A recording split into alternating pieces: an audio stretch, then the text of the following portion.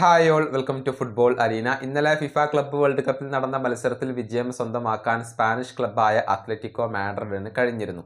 ഏകപക്ഷീയമായ ഒരു ഗോളിനാണ് ബ്രസീലിയൻ ക്ലബ്ബായ ബോട്ടഫോഗോയെ അവർ പരാജയപ്പെടുത്തിയത്. മത്സരത്തിന്റെ ഏറ്റവും അവസാനത്തിൽ ഫ്രഞ്ച് സൂപ്പർ താരമായ അന്റോയിൻ ഗ്രീസ്മാൻ നേടിയ ഗോളാണ് അത്ലറ്റിക്കോക്ക് വിജയം സമ്മാനിച്ചത്.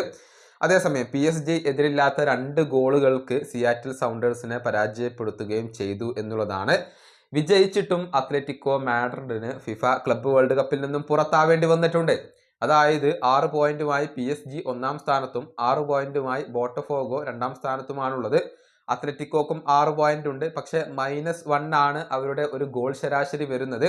അതുകൊണ്ട് തന്നെ അവർ 3ാം സ്ഥാനത്തേക്ക് പിന്തള്ളപ്പെടുകയും ഫിഫ ക്ലബ്ബ് വേൾഡ് കപ്പിൽ നിന്ന് പുറത്താവുകയും ചെയ്തു എന്നുള്ളതാണ്. ഇത് ഹൂലിയൻ ആൽവറസിനെ സംബന്ധിച്ചിടത്തോളം വളരെയധികം നിരാശാജനകമായ ഒരു കാര്യമാണ്. കാരണം ഈ സീസണിൽ ഒരു കിരീടം പോലും അദ്ദേഹത്തിന് നേടാൻ കഴിഞ്ഞിട്ടില്ല.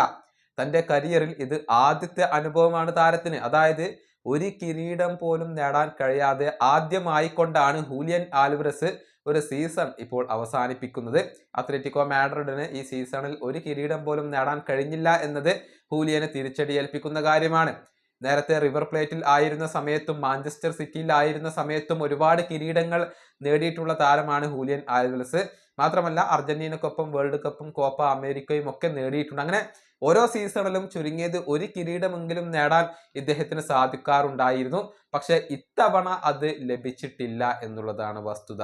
ഈ വീഡിയോ അവസാനിപ്പിക്കുന്നു. അടുത്തൊരു വീണ്ടും കാണാം.